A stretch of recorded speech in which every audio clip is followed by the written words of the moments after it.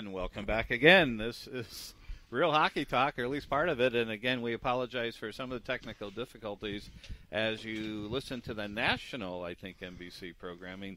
But we are here in Phoenix, Arizona. In fact, we're doing a remote live from Times Square Italian restaurant located at 13901 North 73rd Street in Scottsdale. And we haven't tasted the food yet, but we're about to. Yes, yeah. And it should be, I'm thinking, delicious. That's my guess. The manager, the owner of the company, she actually already took our orders, and I'm very excited. Oh, yeah, me too. And so here we are, and Greg's back. And I just hit myself with the headphone. Wow, why would you do that? Yeah.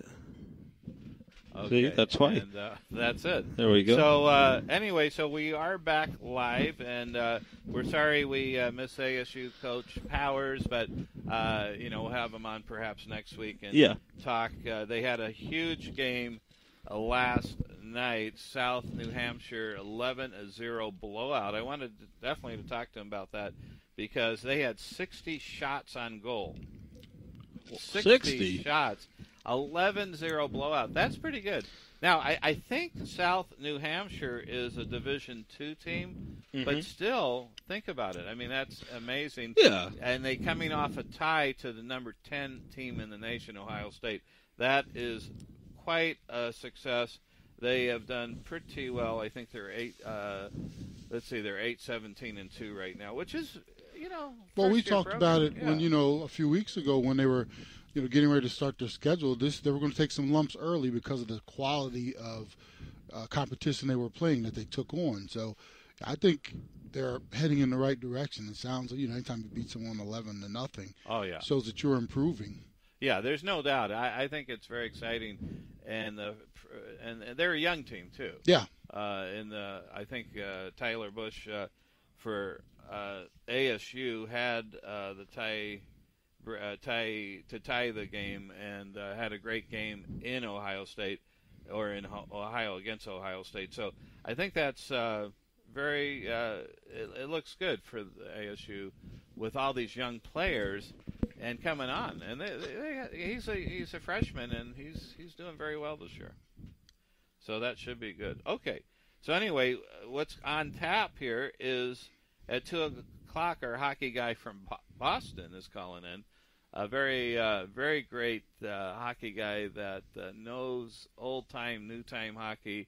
He has an opinion on the state of the Coyotes. And that's what you're calling him. You're calling him the hockey guy. Yeah, the hockey guy. Wait, or did I say that? Or the hockey guru? Which one? I thought you said the hockey guy. Yeah, I think the hockey guy. You're right. From Boston. Although he lives out here, it sounds funny, right? Yeah. But he's a Bruin fan. He's been in Boston most of his life. Then we are honored to have at 3:00 your nephew. Yes. Little Irv, we call him. Is that what we call him? For his whole life growing up, he was Little Irv. But he's like 6'5". He's 6'5" now, and I think we've dumped the little now. He's just Irv Jr. That's better because he's like, is he taller than you? So if not, I think he's a hair taller than both my brother and myself. My God. And I say that literally because he has hair, both my brother and I. Oh, gotcha. Okay. So yeah, he is taller than both of us, I think. Well, that's really cool because he made Alabama as a freshman tight end. I think that's remarkable. His future probably looks really bright. He'll talk about the game. Yeah, we'll talk about the game, a little bit about his freshman year, maybe get some insight on what it was like to play for Saban. And, I think I'm very proud of him, though. He's done well academically as well as on the field. So. And you've known him since he was just... I knew him since he came out of the womb. Yeah, little... Yeah. That's so exciting, right? Yeah. When did you think and suspect this kid will be tremendous? Well, quite honestly, my brother held him out of football until he was a freshman in high school. Oh, that's right. So he didn't play any organized football, and as far as I remember, he didn't play any football, period. He was a basketball player growing up. Was he good at that? He played on a lot of the AAU teams. He played on Michael Bibby's traveling team for a number of years, and they used to travel all over, the western region, I know for a fact, and they had some games even back east. But he did that for a few years, and then as soon as he got into high school, my brother gave him his blessing to play if that's what he wanted to do, and he took and ran from there. Had a little bit of a hiccup. I think it was in his sophomore year. He had an injury, caught a pass in the back of the end zone, got hit, broke a leg, I think it was, but recovered from that. And since, as like I said, he's been on a great path. That is fantastic. It's going to be fun to track his progress. Yeah. I know you and your brother are going to have a lot of fun tracking that, and who knows, Howard, the starting tight end, I guess, is graduating. He's a senior. He'll be going forward. So who knows? Maybe as a sophomore, maybe he'll... Well, the thing is, you can never tell, but you just looking at him, he looks great out there at a young age. Looked very comfortable when he was out on the field. I watched him play some tight end. He was actually out there on special teams as well. He played. So I watched. It was crazy to watch him covering kickoffs and, on the punt team and things of that nature. So, and he got a taste of it. What I liked was he got a little taste in his freshman year. His role will expand, obviously, as he moves forward. And, who knows what the future may hold. But I definitely comes from great stock with my brother being, in my opinion, a great tight end. And, of course, you being on the line of Falcons, being a great tight end. And a phenomenal athlete, I will say, playing two sports. Yeah. And it could have been three, right? Basketball, right? Well, I played basketball in high school. Yeah, I was in all South Jersey and almost all state. I think it was all state. I can't remember which one. Wow. So, but you did get offers from Penn State in the day they they're good again, but in the day they were phenomenal. Yeah, Penn State. So he comes from good genes. Yeah. That is really very, very cool. So anyway, this is Real Hockey Talk. So maybe talk a little bit about hockey with what we call the Greg Man. And Washington Capitals on fire. What is going on? What's interesting is when you talked about with ASU getting 60 shots and their 11 goals the other night. Washington was in St. Louis a few nights ago, I think it was. And they had, I think, 17 or 18 shots for the whole game, but they scored a touchdown and an extra point, 7 goals. Wow. Fantastic shooting percentage. And the thing is, shots sometimes are overrated. I mean, you always want to get stuff to the net, so getting a lot is always, a good thing. But in Washington's case, they still had, for the most part, I mean, Jake Allen maybe allowed a softie early on, but high quality still. Even if sometimes the shot number's down, if you're getting, point blank opportunities, get that opportunity to score. And but it's interesting how that sometimes works out. But what's a good number of goals or shots on goal in an average game? I mean, it depends. I mean, if you could get 30 in a game, that usually is good in some senses. Where if you look at percentages. Ideally if you get 35 to 37 shots because the way goaltender save percentages are, because if you can get 3 goals, you're doing pretty good. Have a pretty good shot. I mean, they're averaging almost 5 goals a game during the stretch. 10 wins out of 11 games. And they got exactly. We're talking about they got 60 shots on goal. No, 17 or 18. Okay, I'm going. I'm going back. We were to talking, ASU. But ASU. But the thing is no one averages the 35, 37 shots. It's just how everything shakes out. But ideally, if you're in that 29 to 31 shot range, but the key is really the scoring chances because you see so many games where if you look at the stats after the game, you'll be like, wow, that team outshot the other one 31 to 19, but the team with 19 shots won the game 5-1. And it doesn't mean it was luck per se. It just means maybe they had more high quality chances while the team with 30, 31 shots. Maybe a lot were from the outside and easy for the goaltender. So it's an odd stat where good things happen when you get it on net, but you also got to make sure it generates some good chances too. What's remarkable, however, they've been doing this without much offense from Alex Ovechkin or Nicholas Backstrom. It's the depth players stepping up, like Justin Williams, now up to 16 goals, has 5 in his past 5 games, but he's a sort of a streaky player. T.J. Oshie, 16 goals, and when he played St. Louis, had a goal and assist. So there's, they're like where they were sort of last year when they won the President's Trophy. They are. Oh, yeah. Really. They are just, Here's the thing. I mean, there's other teams that have played really well this year, but there's just something about Washington. Like you said last year, how dominant, in a way, the dominance, how they've been, lately has even maybe been bigger. Yeah. It's just something that it's tough to say. I mean, they haven't got there in the playoffs yet, but maybe this could finally be that year. We ask it a lot. They're willing to obviously make movement if they have to at the trade deadline, whether it's to get a defenseman or possibly to, pick up more depth. Shane Doan's a guy that they're interested in if they make that work and Doan is willing to move on. I don't think Doan will be a Coyote after the deadline, but no, I don't think the Coyotes will be a Coyotes after the season. But yeah. So we'll see what happens there. And where do you think Shane will end up? Well, I think he would be willing to go to an Eastern team, to end the year. And I wouldn't be shocked maybe if it is Washington or maybe even the Rangers. Now, there's teams obviously out west, and the Coyotes would be willing to trade it because it would probably just be for the rest of this year, and they're not in contention. San Jose, Anaheim, L.A., if they could pick it back up, maybe would be interested. And so Calgary, Edmonton would love to have him, and he's from that area, so maybe there. A lot of teams, but something about Washington, I wouldn't be shocked, and especially Doan with his say, he might really go, man, I have a great opportunity there.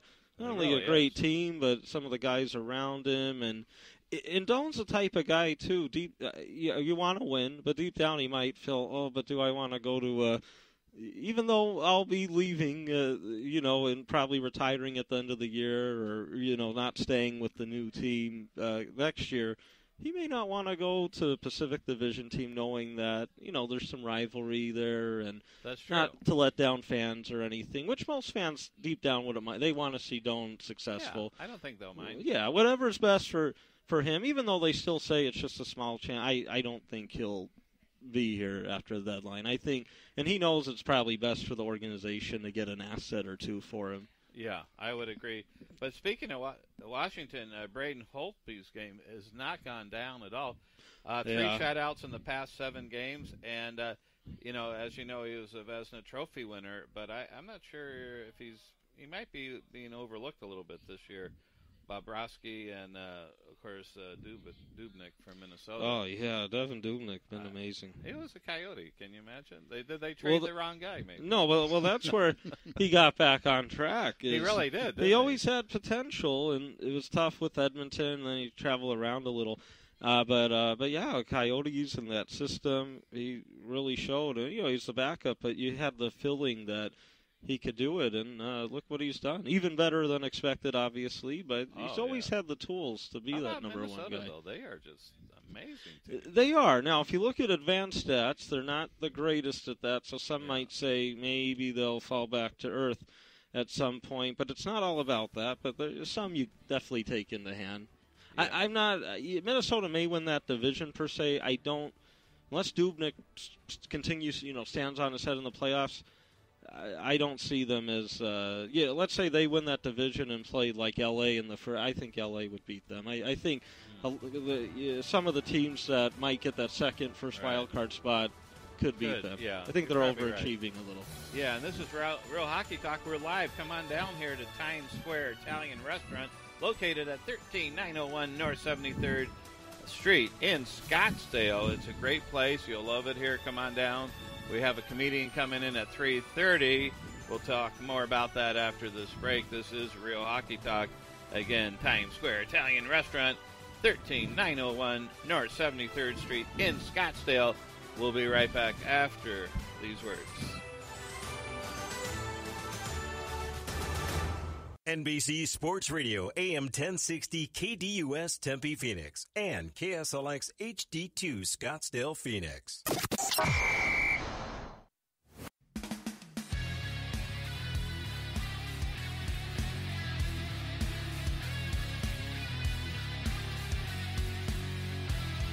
And welcome back again.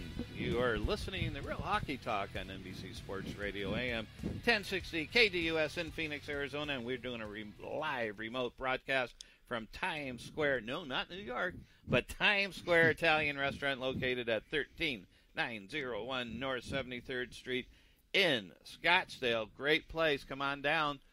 You won't regret it. And the owner's phenomenal. She is such a nice person.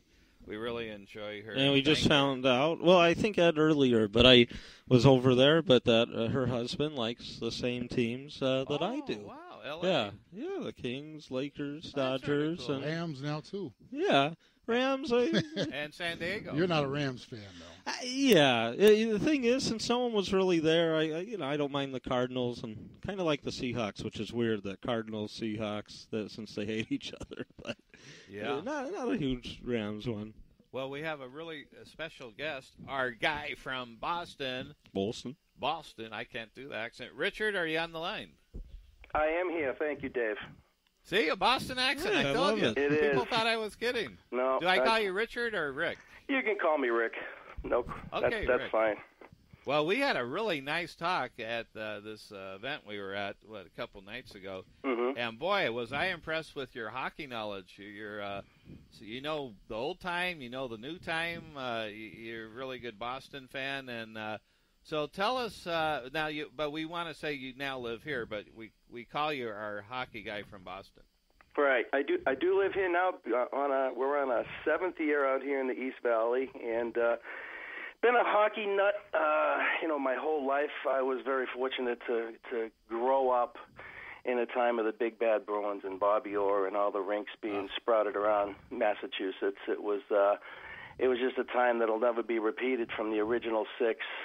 Moving on to expansion. So it was amazing. My childhood. You get hooked on hockey. It's the greatest team sport, I think. Not want to insult anybody, and I also think it's the hardest world championship to win. You need incredible individual talent, but if you don't mesh as a team, you're not going anywhere.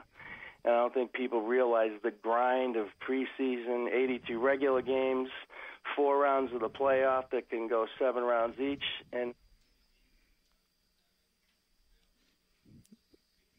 devastate your team going into the next year because you're losing a month of R&R. So hockey's the greatest. There's no doubt. Now, since you're like a Bobby Orr fan, there's always controversy at that time. Who's the greatest player? A lot of people will say Bobby Orr over Wayne Gretzky. What say you? Well, it's hands down Bobby Orr, and I am biased.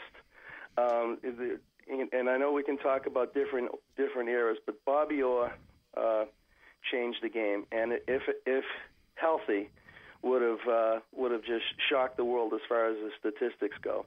And I want to put it in perspective. There's only one guy that I can think of that has come across in the National Hockey League since Orr left that has that burst and separation, and it's Connor McDavid. There's been nobody like that. Orr just set the world apart, and he made everybody better. He redefined the position, and it's a shame they didn't have arthroscopic surgery like they do today, because they just basically went in with a butcher's knife and carved you up, and it's really unfortunate. But Orr was the best. There's no argument from me. Yeah, I caught the tail end of his career, and he Don't lie, Dave. Amazing. You saw the whole thing. No, not really, but he was tremendous. I will say, and it's interesting. It just depends, maybe geographically where you come from, but also the time frame. Right. Where there's so many Bobby Orr fans out there, right, Greg? Oh yeah, absolutely. Well, yeah, as Rick said, I mean, think if he had a longer career. I mean, even numbers-wise, we'd see more. And not to take away, obviously, for Gretzky, Lemieux, some of those guys. Yeah. Lemieux obviously had his injuries as well. But with Orr, and then think of Mike Bossy, if he didn't retire younger and have his injury issues, where he could have been on the all-time goal-scoring chart. So there's so much to take into play. But I agree with you with Connor McDavid. He's the most skilled, and his smarts that I've ever seen, really. I mean, unbelievable what this kid could do. People don't realize, and I'm not saying we have to bring this back to hockey, but if you go back to the original 6 and then the original 12, you were playing teams a lot of times. When Orr came in and he won, the Calder won the rookie year, and he started winning all those Norris trophies, he was a young kid that every night was getting challenged by the toughest guys on the other teams, whether it was John Ferguson, Pat Quinn. Everybody was running this guy, and Orr probably weighed 170 pounds soaking wet his rookie year. And a lot of people don't realize he could drop the gloves and throw them. That's the way it was back then. He had to do it all. He had great backup. He had, great teams around him. He had Derek Sanderson coming in, and they win back-to-back, Rookie of the Years. I mean, that was a special time in hockey, and something I'll never forget. It really had an imprint on me. I started skating late in my life. I didn't get really involved till I was like 12, 13 years old because my parents couldn't afford it. I was a baseball player and did pretty well, but hockey was the game. I mean, I saw those rinks sprouting up around Boston and New England, and then the rivalry at Minnesota. It's the best. There's no question about it. It's the best. Oh yeah, absolutely. Yep. By far, grew up with it, and I just can't get enough. And speaking of kind of going back though to the Bruins, is Claude Julien gone today, or does he still have another couple games left in him? I think as of we speak, he still has it. What I've heard is that Charlie Jacobs, the owner of the Jacobs family that has owned the teams for years, has basically told Don Sweeney and Cam Neely, if you let Claude go, one of you two guys is going to get behind the bench. And I don't think either one wants to.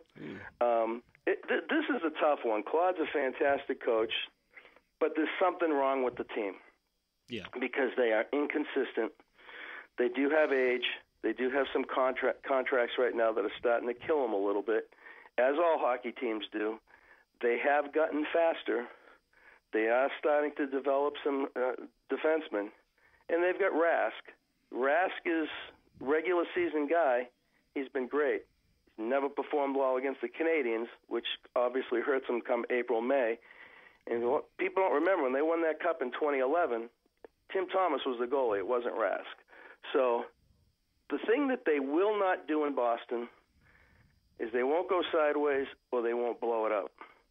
In hockey right now, if you look at Edmonton, where they are today, they basically blew it up and got all these first-round draft picks for the last 5-6 years. Coyotes tried to do the same thing. They haven't drafted necessarily as well. But in order to move up, you got to go down. Bruins aren't willing to do that. Fan base isn't willing to do that. Right now, Julien has his job. It would be a shame if they let him go, but it wouldn't surprise me if people have stopped listening to him. Because some of those games, it makes no sense. They're not prepared. I mean, they come out against the Red Wings. They got a 4-1 lead, and they just completely fall apart. Good teams don't do that. Good teams, yeah. It's interesting. Hockey on the West Coast out here, the west side of the United States. The Kings have done well, of course, not until about 4 or 5 years ago, but then they have the 2 Stanley Cups. Right. But, there's probably nothing like a hockey fan on the East Coast or in Canada. They're so passionate. Yes. The game's been around so long.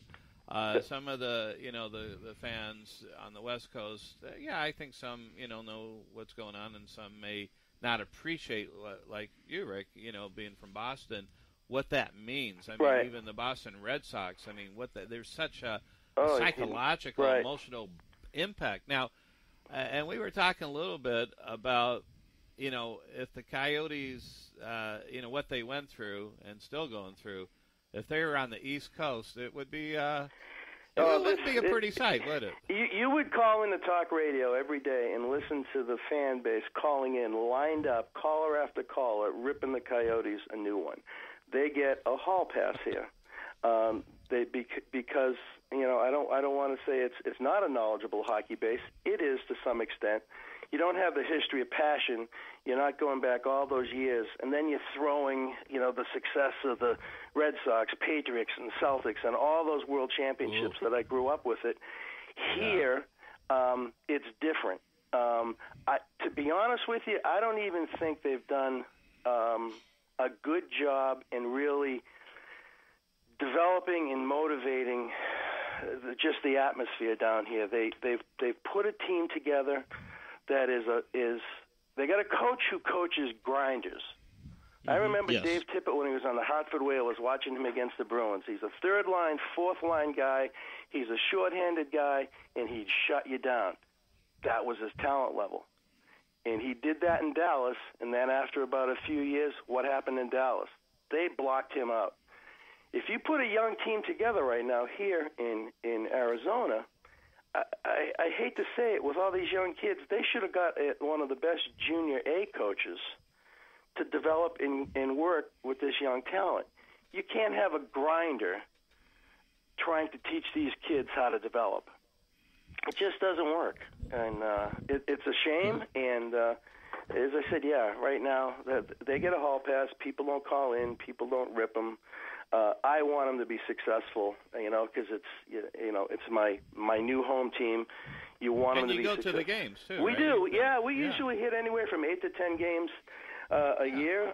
We love it. It started back when we moved here. Dan Winnick was someone I got to know as a freshman coming in at UNH out in Hockey East when we had season tickets, and still keep him, by the way, and got to know him. And, of course, he was drafted originally by the Coyotes, did a few games at the San Antonio Rampage, and then came up to the Coyotes. And I came out here when I was working for business and went to a few games with him, and then fate took us getting relocated to Arizona, and it's they're our team. It's just frustrating right now to see what's on the ice, and I feel for the fan base because they want a winner, just like they want the Cardinals and they want the Suns and the Diamondbacks. We want winners, but what's on the ice right now, you're not going to get, and they're almost, it's a hamster wheel. They're going nowhere the way they're doing things, and it's a shame. And you have to ask yourself, where are they in the 2017-2018 season? I don't know.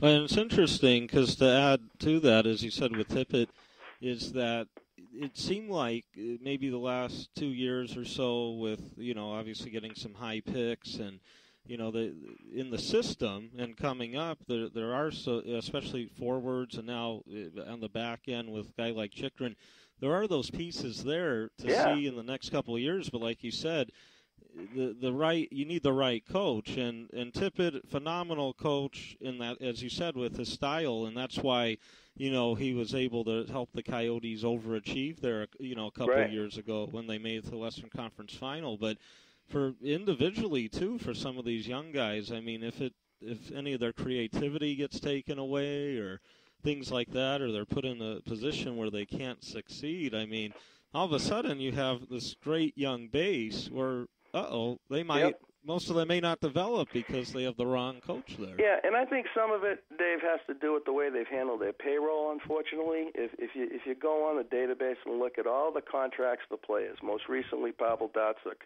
to be compliant, they're eating these salaries. Any successful teams normally will take this young core of players, which the Coyotes appear to have drafted pretty well, and then you use that piece of money that you have left to really bring some pretty good veterans around it.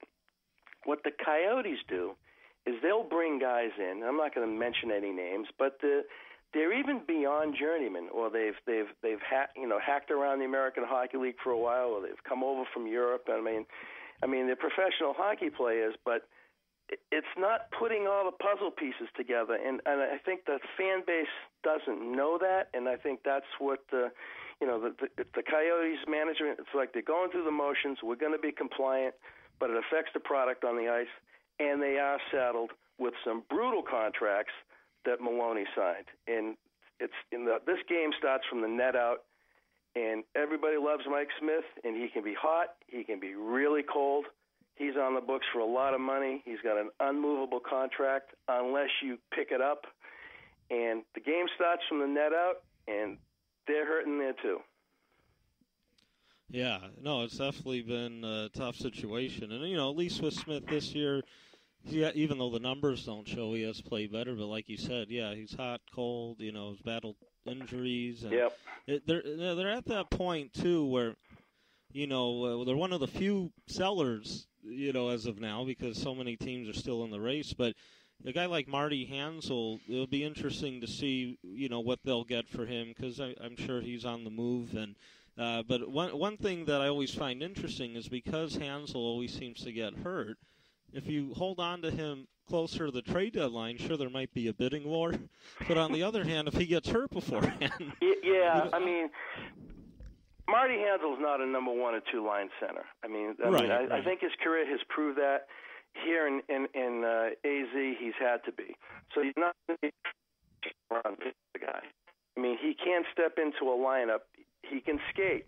He's got some wheels and speed. Those teams that you mentioned earlier, where Shane Doan might end up, teams that have speed and quickness might be a better fit for Hansel than Shane Doan would be. I mean, Shane's lost a step. I mean, he's had a phenomenal longevity of a career. He's been blessed to play in Phoenix his whole career.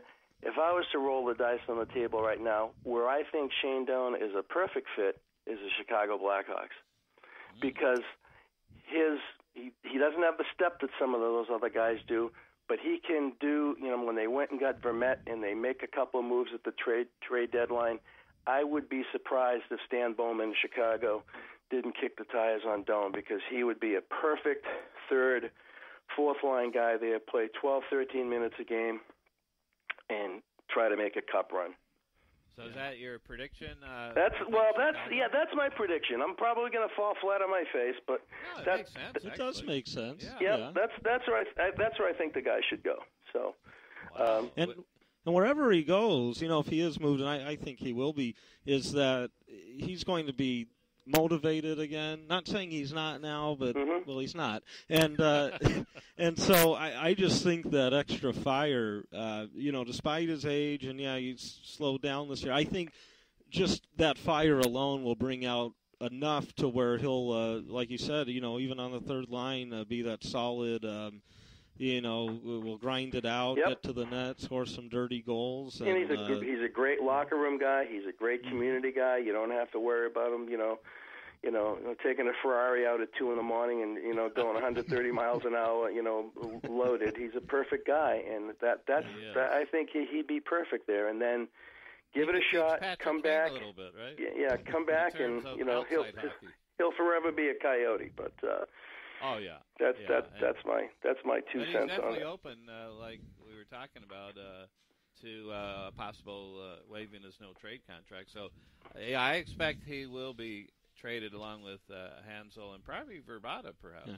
And probably. Stone, he'll get moved. You think he will too? Yeah. Oh, definitely Stone and Verbata, or definitely Stone and Hansel. Verbata, I would say, because he's a free agent. And he's had a good year. He's someone that also seems like, though, he only wants to be here. So, but still, give him a chance to win and then just re-sign him if you need to in the off season. But definitely, Hansel and Stone on the move. And don't I think for sure, even though they still say, well, he's willing to, but still I think it's just they have to say that. It's his last hurrah, let's put it that way. Yeah, and I don't think he's happy. Because Hansel's here, and if Hansel's gone, Verbata's not going to be far behind, because they kind of go as a pair. Stone is interesting because, as I said earlier, the game's net out, and you need top 6 defensemen. And Stone's been around. He's gone through the development cycle. D-men are always going to get second, third, and fourth chances. Look at Dennis Seidenberg on the East Coast. I mean, he blows out his knees, but yet he's still out there. So a guy like Stone, I think, has more value than someone like Hansel, because he is a defenseman. And but you don't want to give up those guys. You don't want to give up a core group of defensemen, because then to go back and get it, it's not that easy. Yeah, it's definitely a tough situation. And then, and we're still following the Coyotes, whether, they're going to be successful in being able to finance a home in Tempe somewhere. Hope. And that's going to be tough. We talked about it last week, the tax increment financing situation with the state. I just don't see this. Well, I don't know. We're going to do a little research, but it seems like governments are on alert. Watch where you spend your money. There's so many things they can do with it. There's deficits. There's problems. So we'll see what happens. But if the Coyotes did go, Rick, what's your prediction? Where would they go? I really think that I think Seattle could handle a franchise. Quebec is going to get a franchise. They got the facility, they got the building, they got the crowd base. I think Quebec is an eventuality. Do you go back into a Kansas City? Do you go back into an Atlanta? I mean, you can argue that Hartford should have left Carolina. They were selling out. They were right in downtown Hartford, but they left. So, it's whoever's going to pony up the biggest money in the building. It's all about the dinero right now, and there's some of these. Robert De Niro. Yeah. No, not Robert De Niro. They want teams, these cities, and I don't think they'll have a problem going somewhere. Oh, I don't think. I think. Yep. Financially, they would do quite realistically better if they were in a city that would, look at what Vegas did, selling pretty much pre-selling 14,000 of tickets. Right, and how much they paid for the right to have a franchise, and not that it's sad because the NHL isn't stupid. The way teams are going to have to protect their rosters, Las Vegas, if they do it right, they're going to go into next season a contender. They're going to have good players. They're going to have top lines, top D-men, and a top goalie because you're not going to be able to protect everybody. So they're not going to be, winning 15, 17 games a year right out of the chute like a typical expansion team. They will be competitive. Yeah, and that would be sad for the Coyotes. They've won about 12 games this year? Maybe 13. I think they're right. Yeah. I think them and the Avs are kind of stuck in the middle, stuck at 13. Very tough, right? Yeah, on about a 60-point pace somewhere in the mid-60s. Yeah, not good. It's tough. You feel bad for the local team here, but we'll see. We'll have to see what happens. Ed and I are going to do some interesting research on what makes organizational greatness and excellence in every sport. So, we're real curious about, modeling like what the Celtics did in the old days. Certainly, the Red Sox. The Patriots.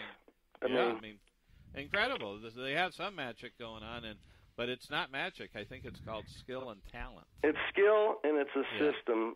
Back when Belichick interviewed, I had a friend who was a TV sports guy back in Boston. He went into that interview, and he had a thick binder of every position of what the draftable skill set is, what you pay by position, and how you build a roster. That's why you'd never see Belichick drafting a running back in the first round because, unfortunately, one hit and they're out. He put together a running back by committee type philosophy. His offensive line, everybody they have to play center, guard, tackle. You have to be able to play the secondary, multiple positions.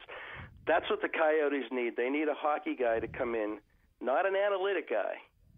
You need to come up and from top to bottom put a process in place, and that's what's lacking. Yeah. So, we're at the end of the segment. Hey, Rick, it was such a pleasure having you call in. We're definitely going to have you call in again because you are the hockey guru. All righty. Thank you. We're going to, thanks again for calling in, and we'll talk during the week. Take care. Bye-bye. Thank you very much. See you, Rick. He knows his hockey, huh? Yeah, absolutely. It's Boston. Boston. Oh, yeah, it's fantastic. You got to love Boston fans, right? And college hockey, as he was talking about. And Dan Winnick had a nice NHL career, a fantastic skater. And, good. Washington now? Dan Winnick, bottom six. Yeah, is he this year? Can't remember. He may be, sometime with Pittsburgh as well. And Anaheim in the past. Right. But, I believe that's where he did move on. He might still be on. No, not Boston, Washington. What did I say, Washington or Boston? Yeah, he's with Washington. Yeah, that's right. Yeah, which is really cool, right? Yeah, he's a good bottom six forward. Has had a nice career. Oh, yeah. And of course he was on the Coyotes for a while. Yeah, he's still in his early 30s. So he could be around for a while. And again, this is Real Hockey Talk. We're live from Times Square Italian Restaurant located at 13901 North 73rd Street in Scottsdale. And we will be having, in about a half hour, Irv Jr. who plays freshman tight end, Alabama. Of course, his uncle is our own Ed Smith. And we'll be talking to him about the game. And we'll have comedian Collin, last name is, who wants to say it? Collin Moulton? Moulton. I thought it was Maltby. Oh, I got to look again. I forgot. Okay. Anyway, he'll be in and we'll be right back. In person, we'll be right back. Did you miss any of the Sports Zone? Then head to NBCSports1060.com/podcasts for the full replays of the Sports Zone.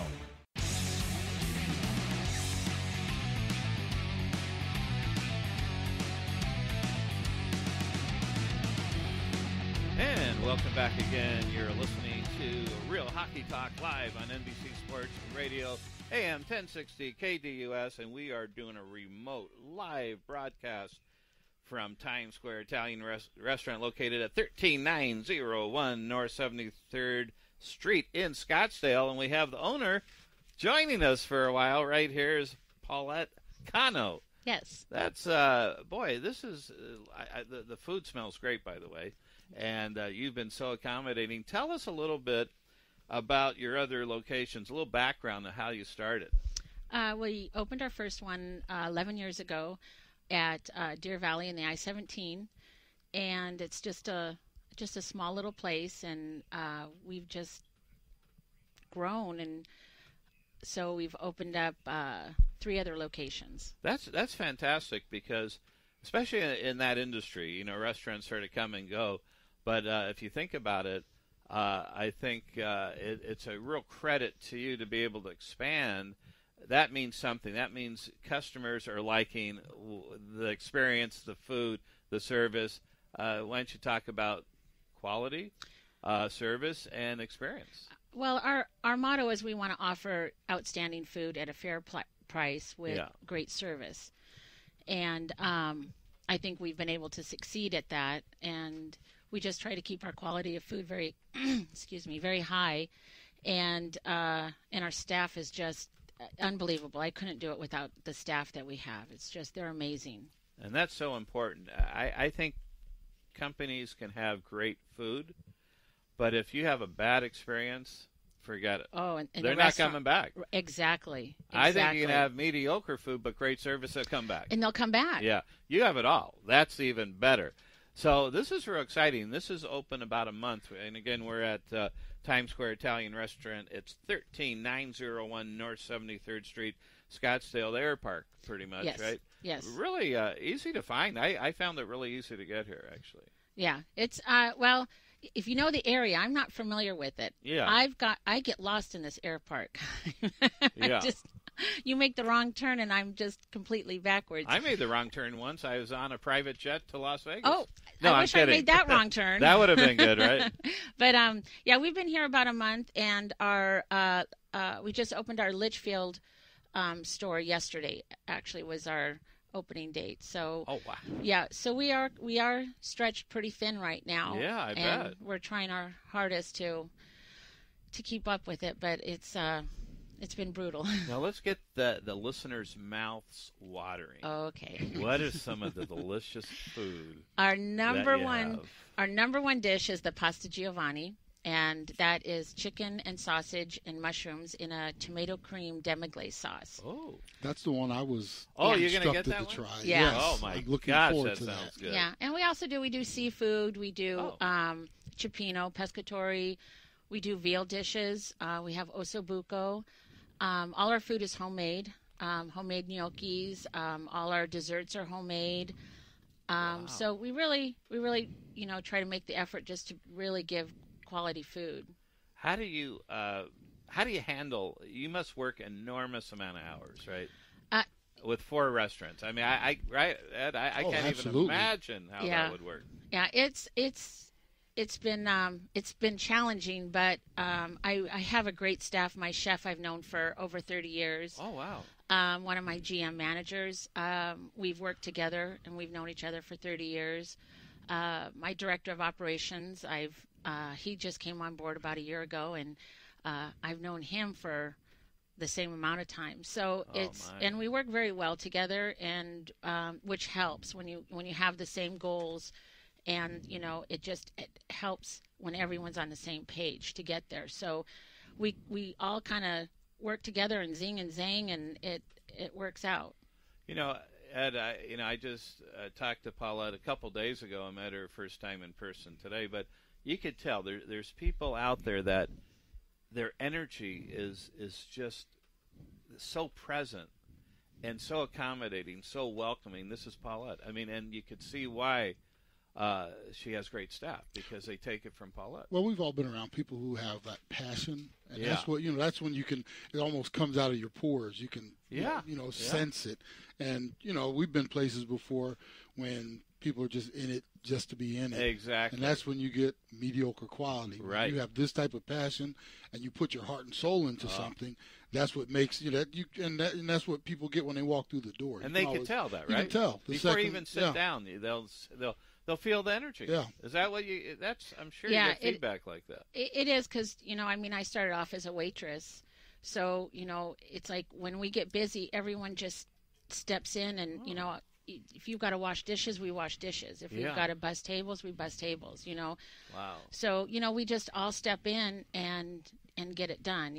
And that's good teamwork. Yeah, that's the key. Yeah. That's the key, is the teamwork. And my staff, I have waitresses that will be busy and they'll stay on an extra hour because we're short a dishwasher. Oh, wow. And they'll be back there doing dishes. So it is truly a family. We want to keep that family. That's important. Family feeling. Yeah, because with all the big corporate giants these days, yes. I'm not going to knock any particular Italian corporate restaurants, but it feels corporate. And sometimes certain locations are blessed to have a great GM, but often it's just a job to them, not a family. Yes. And that's what distinguishes you. And you got to love it, especially, Italian restaurant, the family environment, it goes well, right? Yeah. And so what's some of the other locations you want to talk about? Well, our original one is Deer Valley and 26th Avenue. It's right on the corner. And our second location is at 7th Street and Union Hills. It's the northeast corner in the Goodwill Shopping Center. That's our largest location. That one really? Can accommodate large parties. And then the Scottsdale one here in the Air Park, and also Litchfield, which just opened yesterday. And where about is that? That one is on Camelback and Litchfield Road. Oh, okay. In the Fry's Shopping Center. That is awesome. Now, the big question of the day is Times Square. Where did you get that name? Oh, my goodness. That is, okay, do you have to? It's, we purchased the restaurant 11 years ago, and it was named Times Square. And we kept the name. We were planning on changing the name. We brought in our food, because people don't like change. People don't like you messing with their restaurant. So we went in slowly, and we gradually changed things, brought in our dishes, and it grew pretty fast that we couldn't change the name then. Gotcha. So they associated all the greatness with the name. Yeah, but the thing of it is that our food is based on southern Italy, Calabria. And most of the people that immigrated to New York was from southern Italy. That's why back east people really love our food, because it's kind of got that southern Italian. Oh, wow. I had no idea that. Yeah. I've heard of northern Italian. Yeah. But what's the difference, basically? Well, northern and southern? Calabria is going to be more of your olive oil, your vegetables, more of your tomato base. So where it's just a little bit more like the vegetables and whatnot. Wow. That sounds really good, huh? Mouth is watering. Yeah, so am I. That is phenomenal.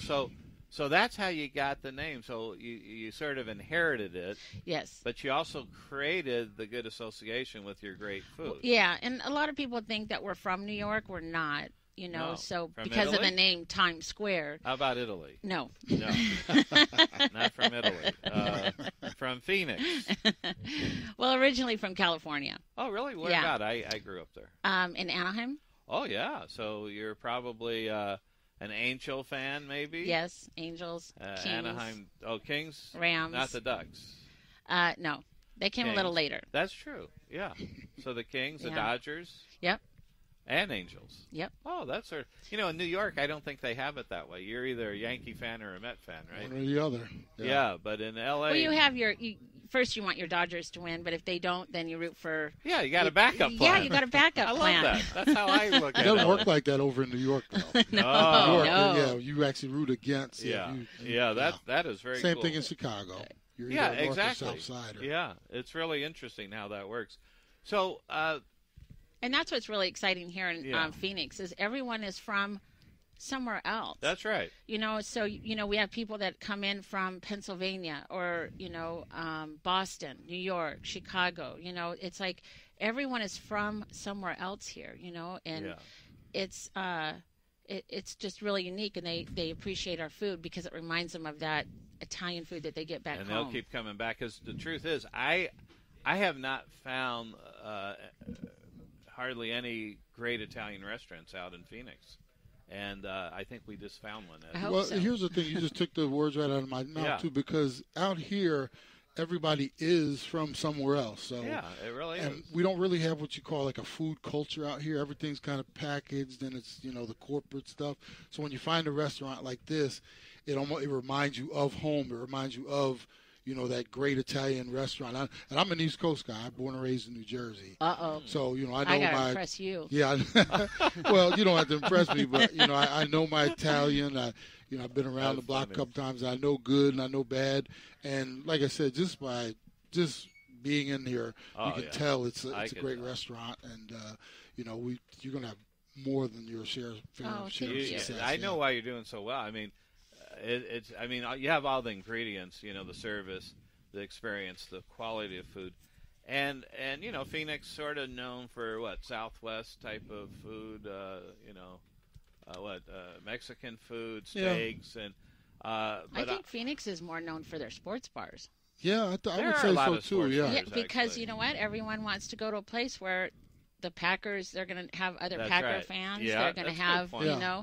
So, sports bars I think are great out here because they're themed all after, one of their favorite teams from back east. Yeah, a lot of the big chains out here. There's not, like I said, as far as like the homegrown restaurants. Yeah. That's what I like. That's a really good point. So, wow, this is really such an honor to be here. We're really excited to be here, and we're definitely going to make sure people get down here. Posting it on all our social media, and then it's going to be archived, this whole show, on NBC Sports Radio, as well as our own website, breakradioshow.com. And what are your hours, so we can let the listeners know? It's funny you say that. We also serve breakfast. Oh wow! I noticed that, and I was trying to think how you do that. You open like 6:30 in the morning. Our Deer Valley store opens at 6. Litchfield, Scottsdale, and the Union Hills open up at 7.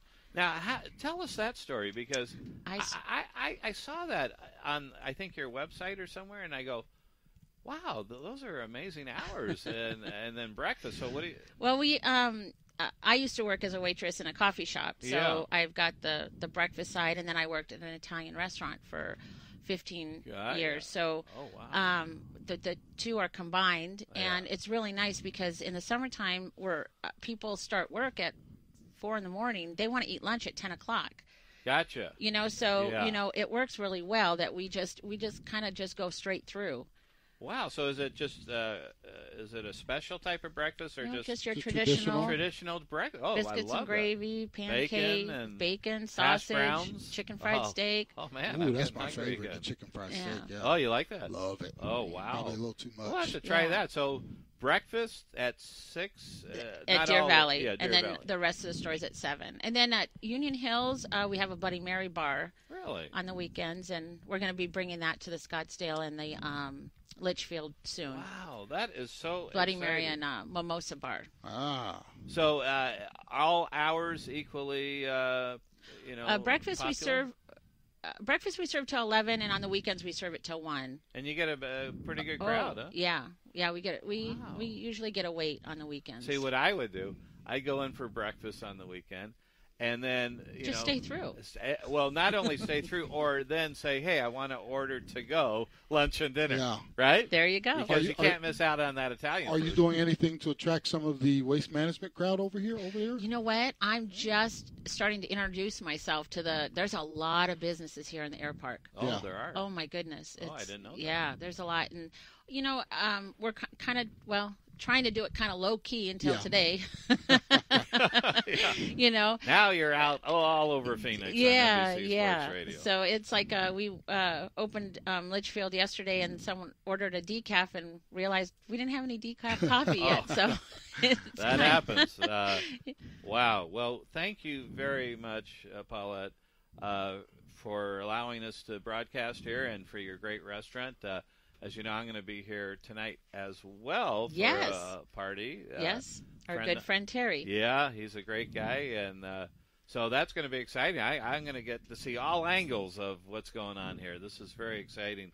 And thanks again, and we'll talk to you soon. All right, perfect. Thank you. Thank you very much. And so let's see. Why don't we take a quick break now, and then when we come back, we'll continue talking hockey, but then at 3 o'clock we may or may not. Yeah, we're not sure yet about Little Irv from Alabama. Yeah, so we'll see. But we do have a comedian coming in that's playing at the House of Comedy at tonight and tomorrow. So that should be pretty exciting. He's going to be coming in live and doing 2 weeks in a row we've had a comedian. Yeah, we have. I think that's pretty cool. Oh yeah.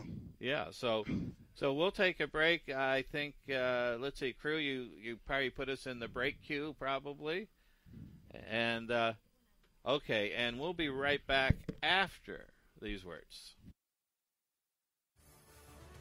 Hey, this is Kwame Lassiter. Yes, that guy. Tune in every weekday from 7 to 9 with myself and Kurt Feldkeller on NBC Sports Radio, AM 1060. We are Unplugged.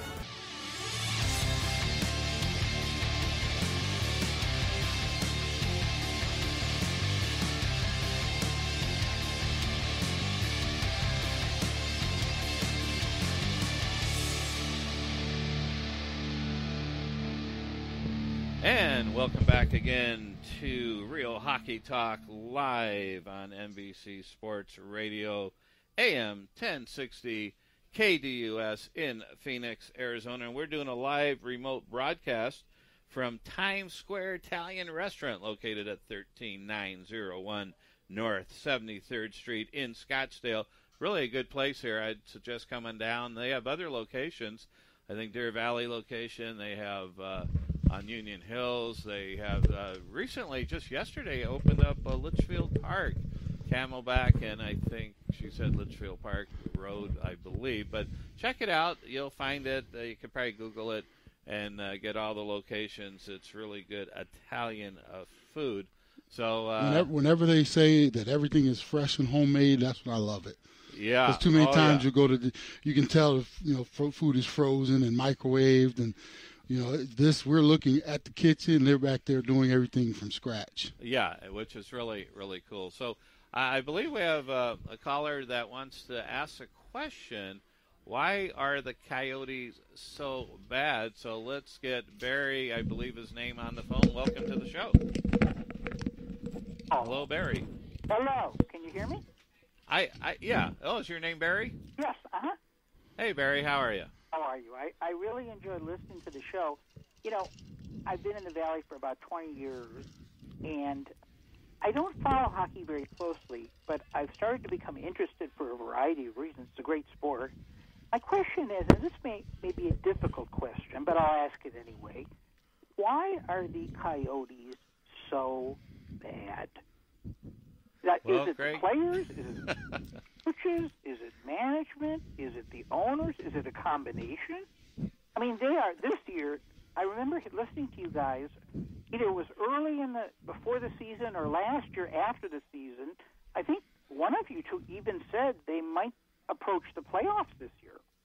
And look, I didn't say that. I knew they would not approach. Not even. Dave said that. Greg here, thought they would not make it but get close, and the reason is that the rebuilding job they've they have a lot of good young players in the system. And by system, it's not necessarily at the NHL level, but in the minors and then junior hockey that we'll see in the next couple of years. But there's enough up there now. And when they added Alex Goligoski in the offseason, a top 4 defenseman, and thinking, hey, if Mike Smith rebounds, and Smith has done fine, but I just thought, there might be enough to stay competitive. But obviously I was way wrong on that, and I think there are a few reasons they're bad, and I don't know if you heard earlier when we had Rick on, I think a large part of it, and even though Dave Tippett is a great coach, it's just not the right fit for this team, a young rebuilding team. They need a coach that is more in tune with younger players, that could put them in the right situations. And I don't feel that Dave Tippett does that. And so that, I think, is a part of it. And it's tough because they, Barry, they have the good young talent, but if not only is a team they're struggling, but if Tippett hurts some of these guys in their development, all of a sudden these good young talented players won't develop how we thought. So even in 2-3 years when we think, hey, they could be really good, they won't be.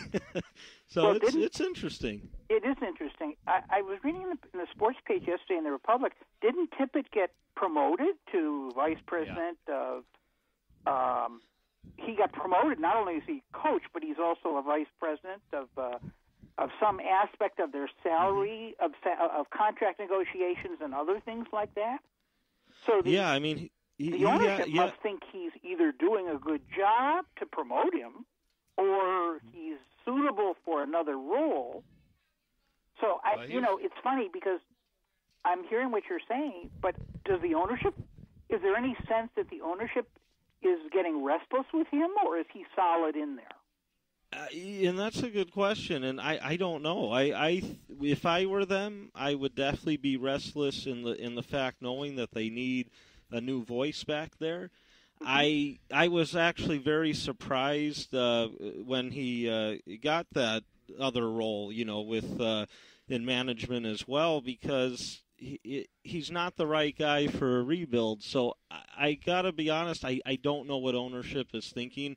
I do like the John Chaika hire, the general manager, and that was the right start. But the issue is that, even if he makes some good moves, the problem is if he gets young players or players that don't fit with Tippett's style, then it doesn't really matter. So I'm not sure what ownership's thinking. I definitely disagree with them keeping him on in this situation, and I would hope in this role. Yeah, and I would hope that now in the off season coming up, they get that right idea and say, okay, we need to go a different route.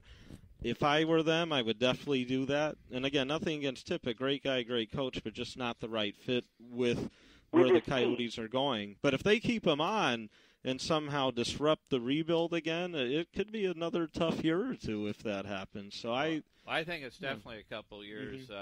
Doesn't look good. I think part of the reason we're coming up to a hard break, maybe you could stay on if we go on a break, but is the mishaps that have happened over the last 5-6 years, from bankruptcy, no ownership. Well, NHL owned it, but and I think it's sort of a makeshift group that sort of came in to rescue the team, and we're going to look into this a little more detailed, Ed Smith and myself, about organizational excellence, because often there are weaknesses perhaps in management somewhere. Organizationally, there's great organizations and there's not so great organizations. We're not quite prepared to comment on the organization yet as a whole, but Greg's right. I think the Dave Tippett days, even though he's had a very successful career, should probably be over with this group of players. But I thought, I didn't think they'd play this badly, but I knew they weren't going to make the playoffs. I don't think next year they will. And who knows if they're even going to be here next year is another issue. And as I said, I'm sort of new to hockey in town. Is the fan base clamoring? Obviously, the fan base has got to be unhappy with where things are. Are they clamoring for Dave Tippett's move, or are they clamoring for new players? What do you sense the fan base wants? A lot that I've talked to actually, want Tippett gone for those reasons, because it's time for a change. And many of them are okay with a rebuild because that's the proper way to tear it down, get these young players, get high draft picks. But now the worry is, we're okay with maybe having a bad year or two while we rebuild, but now we know we'll have these really good young players. But if they're worried now that, if Tippett might be hurting this, the rebuild might not even work, and they'll be struggling. So I do think many fans do want to take a different approach as well. And hopefully ownership or Chaika, whoever can make the move, brings in a new coach in the offseason. Well, thank you so much for enlightening me. I appreciate it. Yeah, I really like your show. Thank you. Well, thank you, Barry. Thank you very much. And we'll comment more next week on this, and feel free to call in again. Thank you very much, Barry. I will. Thanks again, guys. Bye-bye. You're welcome. So, anyway, that was good commentary, and we're going to look more into this whole situation, not just the Coyotes, but all organizations. What makes organizational excellence? Some teams have it, and some do not, and that's a problem, especially when you lose money every year. Okay, and we're live from Times Square Italian Restaurant, located 13901 North 73rd Street in Scottsdale. Come on by, have some great food. We're here till 4, but they're here all the time. 6:30, I think they start at 7 often, and we'll be right back after this break. NBC Sports Radio, AM 1060 KDUS Tempe, Phoenix, and KSLX HD2 Scottsdale, Phoenix.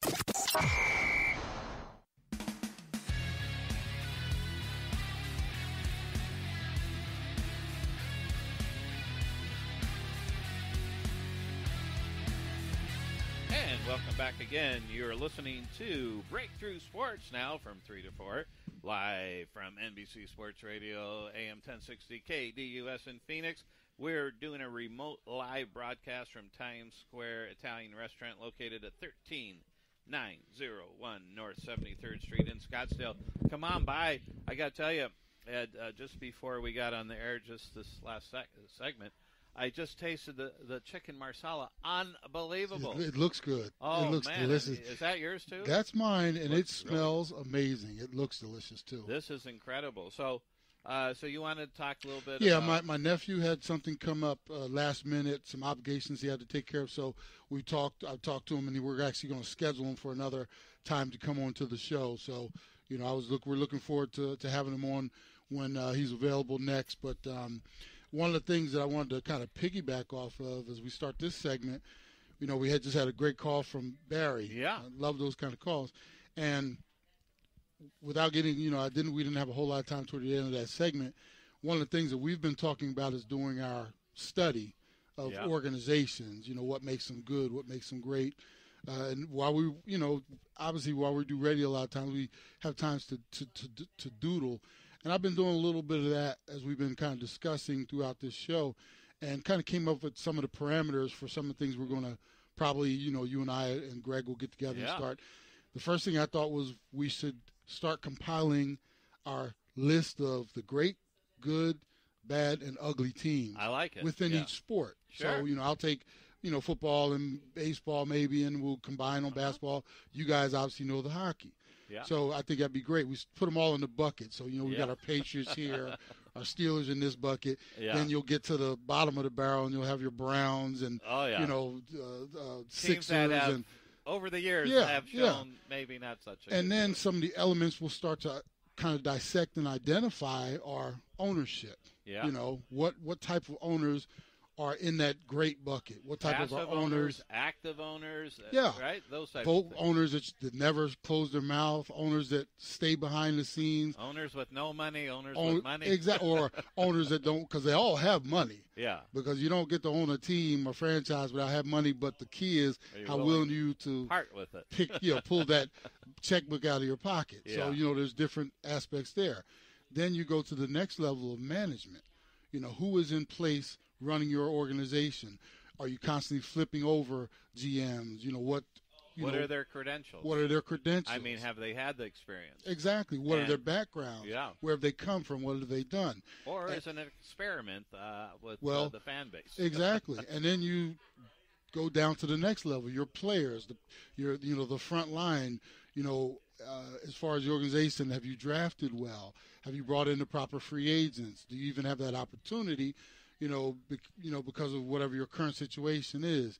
And then even going down another level, I threw on there organizational philosophy. Oh, I like that. That's something that, important. Teams that just shoot in the dark. Oh, yeah. They very seldom have any type of success. Whereas you look at an organization like the Patriots, they have a philosophy and they stick to it. And Belichick is the master at, getting rid of free agents before they spoil on the shelf. He's good at, and people have criticized him over the last few years. He's gotten rid of a couple of players that people have scratched their heads about, but he always knows when it's time to move on. Guy might have one good year left, or maybe even two, but he knows he can go out and get a better asset that's going to mature rather than be on the declining end of it. Makes sense. Like I said, that's the – and then another element was brought up was and Barry even reminded me about this, the financial stability of an organization. Very important, too. Very important. And part of that goes with where the Coyotes are right now, just in their not knowing what the heck is going on. That's got to have some type of impact. They may say it doesn't, but psychologically, if you haven't renewed your lease yet, which as far as I know they have not, and you haven't got the financing to build a new venue, which they have not, it all starts. That's part of strategic planning. Yeah, it really does affect from all types of different aspects. And there's an interesting thing is that with all the ownership issues in the past and threat of moving, I never thought they would. But now is the only time where I'm sort of like, well, okay, who knows what's really going on behind the scenes, but sort of that worry, like, there's just something different now. The silence the way it is, and looking at this more with having government pay in with what's already happened and the other teams out there. Again, I'm not an expert in that. Too, that's absolutely horrendous. Yeah. Well, again, I mean, in the rebuilding part, that's what's tough because I definitely thought they'd be better and in contention. Maybe not playoffs, but much closer. But yeah, some fans might be affected with that, knowing, we got the good young guys, but they thought, we'll take steps this year, and without the steps, sure, that could cause some stuff. But I think looking at that, and now you kind of hear AEG, who, again, is running the arena in the Glendale, and, of course, Tim Laiwiku, who actually used to be one of the bigwigs at AEG. They're combining with Seattle and trying to get going with either revamping Key Arena, I believe, or getting some arena up there to do something regarding that. So we'll see what happens there. I mean, at some point, I'm assuming Seattle and down the line, probably Quebec City have opportunities to get get teams later on, perhaps through expansion. But it's still a little ways down the line. But looking at the situation right now, this would be the only time I would admit I'm a little worried that, I don't know what's going on behind the scenes, but just from kind of things coming out and kind of putting the pieces together, it's like, is this going to work? Because it is a tough situation. There's a lot of uncontrolled variables that are, not in ownership's control. Exactly. That's a problem. Yeah, they want the team here, and obviously it to work out. And I don't want to say this negatively, I hope everything works out. I never thought they would ever move or anything. This is the one time where I've started to think, even a few people I've talked to, just fan-wise, are starting to go, we are a little worried because Tempe comes up, great thing. But then when you hear a little more about it and some of the silence, and sometimes silence is good. I mean, you don't want everything really out there anyways. Here, silence is not golden. Yeah. There's no gold around unless it's in Fort Knox. So we'll see, yeah. But, yeah, I mean, I'm not sure where if they, now if they do have the arena, let's say they agree to it and they're able to fund it, in Tempe, then I'm sure it's possible to work out a short-term thing with Glendale they can make work. But, again, still you have that obstacle in the way. As what Rick said earlier, Kansas City has an arena, but I don't think they're going over there, or Atlanta, not that going on now. But I see why he brought those points up, definitely. I still think if somehow something quickly could be done in a place like Seattle, if the team were to move, that's possibly where I see it, and then expansion in a couple years when Quebec City is ready. I mean, they have the arena, but there's more they need to do. Yeah. Maybe they get an expansion club. Again, there's possibilities if they were to not have it work out with Tempe. Hopefully it does. And who knows, while I'm saying this, maybe there's news going on right now about it. Well, the way the government moves, I don't think so. I mean, it's not even in, I don't think, in the legislative, Oh, committees. not in that right now. I think that's a problem. We're going to check that more out. But yeah. But I think it's, it's getting late. I mean, it's halfway through the season. Yeah. They don't have a lease at Glendale. Where do they play next year? They could cut a deal, I suspect, with Glendale, right? No, I'm sure as long as they know something about the future, they can. And even if the Tempe situation's not done, maybe you still cut short term with Glendale, at least buy some time in that regard. And, it's hard to believe that, you have ownership now in place. And, I never thought they would move. And now it's the one time where I'd still put it on low, I guess, at the very moment. But I'm kind of like, okay, when you're putting the pieces together now, and this was not ownership's intention or anything, but maybe things that they thought were going to work out maybe aren't, and so a lot has gone on, and it's something that I don't like to pay attention to as much, but I think we'll have to start to now. It's to that point. Yeah, and we'll have to just see. I mean, it's money is money. $400 million is $400 million. Yeah. So if there's risk involved, of course, the history. Certainly in Glendale has not been a great history of making money, in fact losing money. So, and banks usually get a little bit, nervous about, hey, you're going to lose how much? Even though the equity, the value of the franchise can go up, right? Liquidity is everything. If you can't pay your bills, you can't pay your bills. I'm not saying they can't pay their bills. They certainly haven't been willing or had the money to spend on major free agents. So right. But, I mean, to answer that, though, it's good that they haven't, because free agency in the rebuild, you don't do that. However, when they get to that level, and they should have been there soon, but maybe there's a little setback now, you want to be able, if you can, add a bigger piece via trade or free agency to get there. And who knows truly what the funds are like. I mean, you hear different things. You're right. So... But I'm excited to do this organizational study. We could be the standard of excellence, commenting and consulting all over the nation on what, how to build a great organization. Yeah, and I'm looking forward to this too. Actually, even in just listening to you guys, I threw a couple more categories on there. Cool. What do you got? Community support. Yeah, that's true. Yeah. You go to a town like Green Bay or Pittsburgh.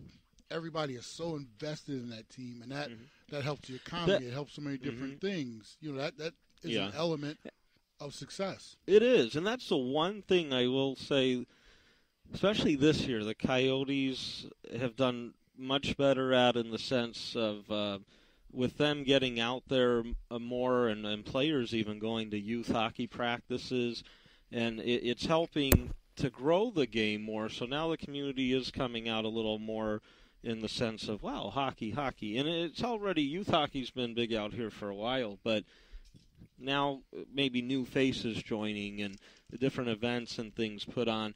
So I do believe with that they've done well, which could maybe lead to that down the line. The thing is, again, the where they're at, I mean, it's just tough. I mean, it has to be done so, quickly like that.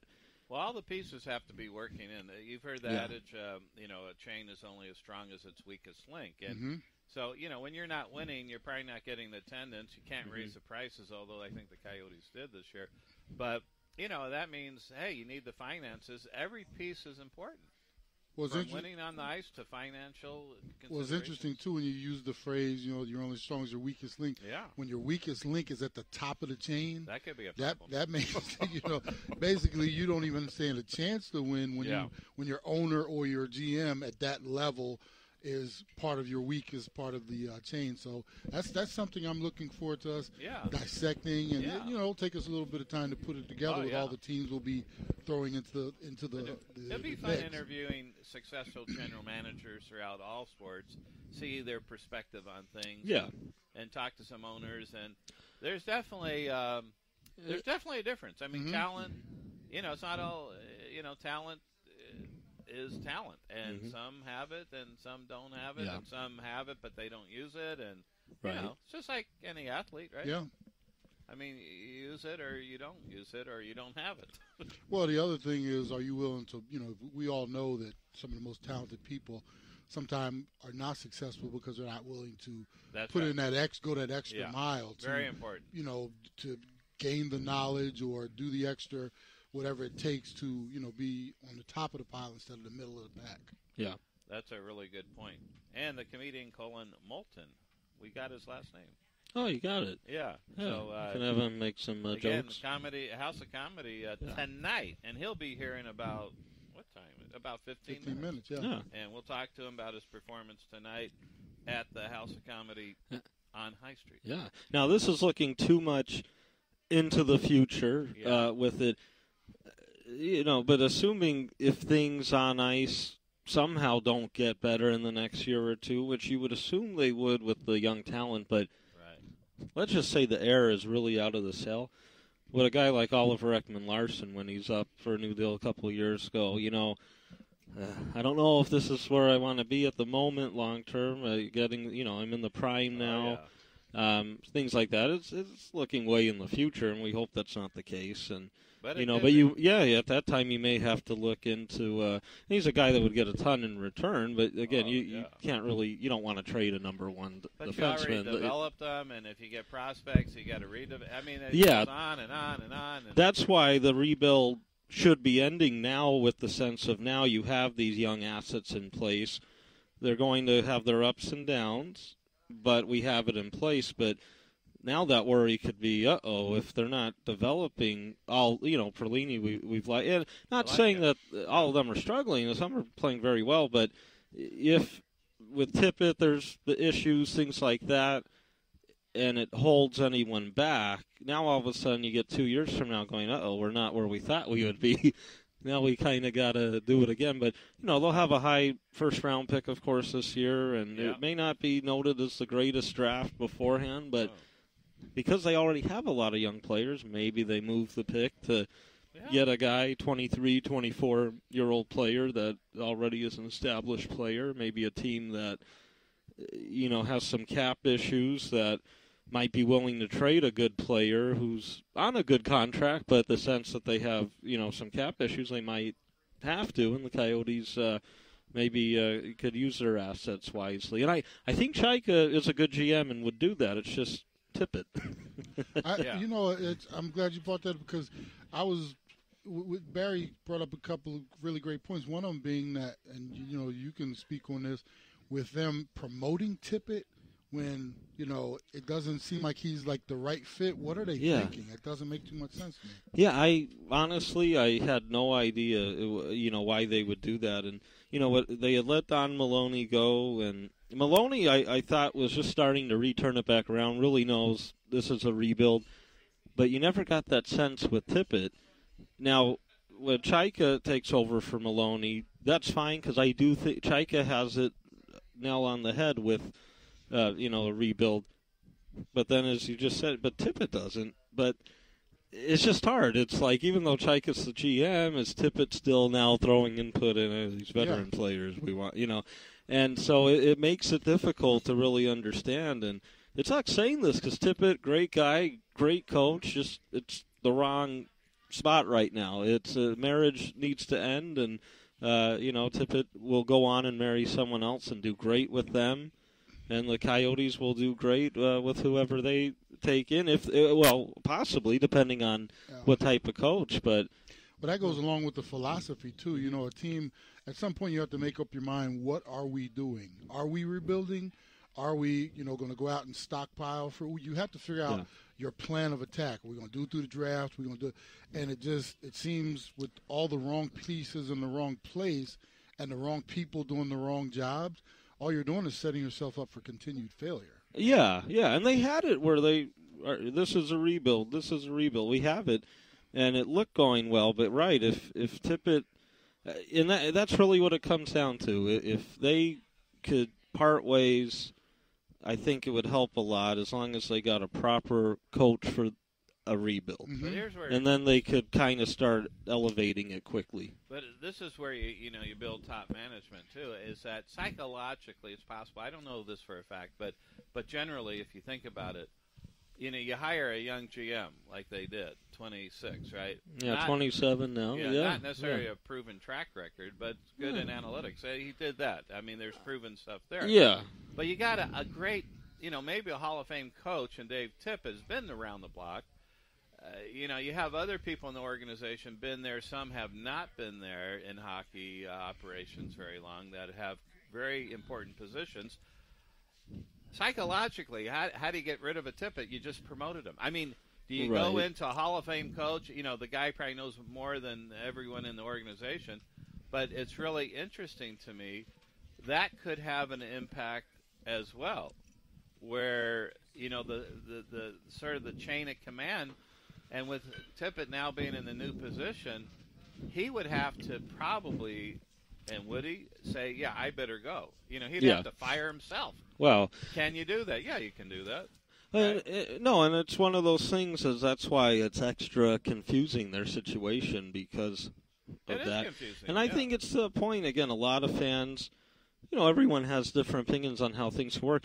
A lot of the hardcore fans are fine with a rebuild, knowing, it could be a year or two where we struggle, but this is how we properly do it. Chicago, Pittsburgh, L.A. did that. And then, they go have tons of success. And great success, yeah. Yeah, and then just keep developing properly. But the worry now will be, okay, we've done that. Now we want to see that improvement as a team and some of these individuals. Some are. But, Tippett's not that right guy. But now because of this, is he here for the long term?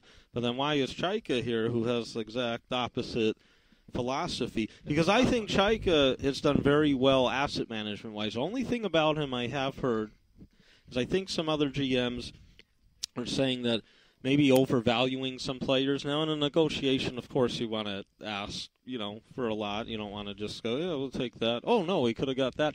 But if you're doing too much, maybe it could leave a bad taste in the mouth of other GMs going, okay, I'm not stupid. Come on now. And it is a club out there. Don Maloney knew a lot of people, obviously, being the And not GM. saying that that's what Chaika's doing, but I have heard rumblings where some are saying, but still, I think he'll learn and it'll be fine. But he definitely knows some talent. It's just they need to figure out a way to bring in a different coach, and I think we may see that at this offseason finally.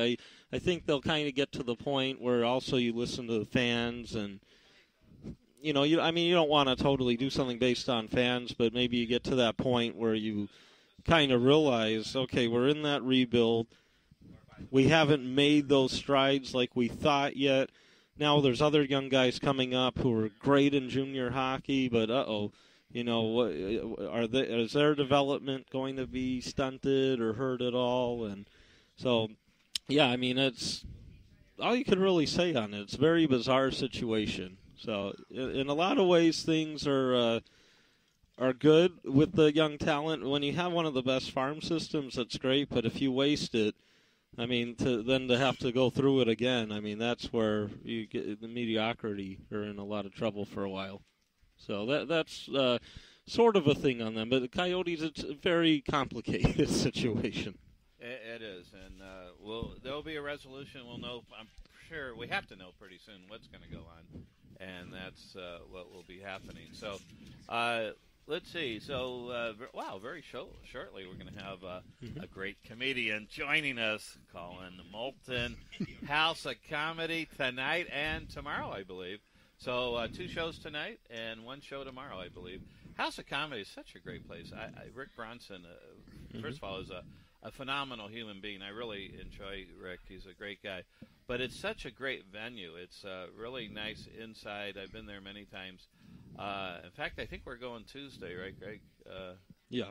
Yeah, to see Ron Jeremy. Ron Jeremy. But anyway. His look-alike. His twin. Yeah. No, really. He's your brother from another mother, yeah. Look at that. Exactly. So this will be fun. So right after our break at 3:30, we'll have Collin Moulton. This is going to be a lot of fun, and this is sort of a makeshift setup, right? We had to go hardwire out here today, so I'm sure Collin will comment on that. But this is a great restaurant, though, I got to tell you. Food is delicious. We're eating the food right now. It's tremendous. And so so let's see. We could comment real quickly. All right. Well, in 2 minutes, I've been meaning to ask you guys who you picking this weekend. Yeah, that's what I was going to say. Green Bay and Pittsburgh. Pittsburgh on a hope and a prayer. Green Bay, I think Aaron Rodgers is the man, and I'm picking them. Greg, who are you going to pick? Oh, yeah, Green Bay and Pittsburgh on a wing and a prayer. No. Wait, who's Pittsburgh playing? New England. New England. Oh, that's right. And they never beat New England, right? Isn't it always the other way? Not many people beat New England. Yeah. Actually. It's kind of hard picking 2 road teams. It really is. But, yeah. Times are changing. Yeah, I'm kind of leaning the same way. I'm leaning. I know I'm going against the grain, obviously with my Falcons, but I just something about the way Rodgers has been playing, and Pittsburgh, might be their time. Who knows? Yeah, Big Ben is Big Ben. He could pull it off. So you're going with us, right? I think so. Wow. So either we're going to be really good or really bad. I think we. Both the home teams will win. Barry call back and say, "Hey, what happened? We thought you guys." Anyway, so it will be fun, and of course. Like I said, we're going to have a very special guest joining us right after the break. We are live from Times Square Italian Restaurant located at 13901 North 73rd Street in Scottsdale. Come on down. We are having great food here. You guys can have great food, too. They're open all the time. Just check the website. This is Breakthrough Sports, live on NBC Sports Radio, AM 1060, KDUS. We'll be right back after these words.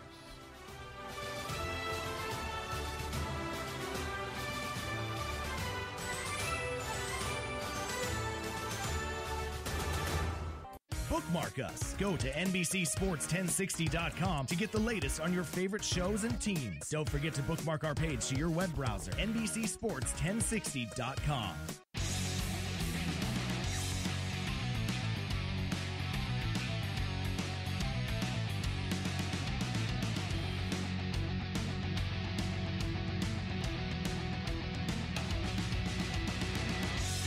What? Back again. We're having so much fun here. Quit asking me questions, Dave. Dave know. tried to pre-interview me and almost ruined the whole thing. He was getting all my life story. And the interview's done. No, I'm kidding. Yeah. Thanks for having me. See you later, guys. Good yeah, stuff. ask Good Dave guy. if you want to know anything about me. That's right. Hey, call me at 602-625-3074. But we're at Times Square Italian Restaurant located at 13901 North 73rd Street in Scottsdale. This is a great restaurant. Yeah. Look at that garlic. It smells just phenomenal. In front of you. Yeah, man. There's wheat on the wall.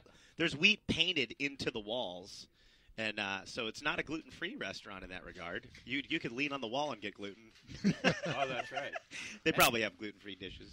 You're absolutely right. But we are honored to have Collin Moulton. That rhymes, doesn't it? I don't know. Collin Moulton? Yeah, sort of. Not really. Okay. Collin Moulton. Only in your ears. Only in your ears. Oh, that's right. Collin Did you not read a lot of Dr. Seuss books when you were growing up? I didn't, actually. That explains why your rhyming is off. Yeah. But Rick Bronson's House of Comedy, you're there tonight. I'm there and tonight tomorrow. and tomorrow night. Two shows tonight and one tomorrow. And the guys that are open for me are super cool and funny, and it'll be a blast. Yeah, come on out. This Joy. is going to be great. So Sit back. Yeah, tell us about your background, when you started, when you thought you knew you'd be a comedian. Okay, so I didn't think I could just do it.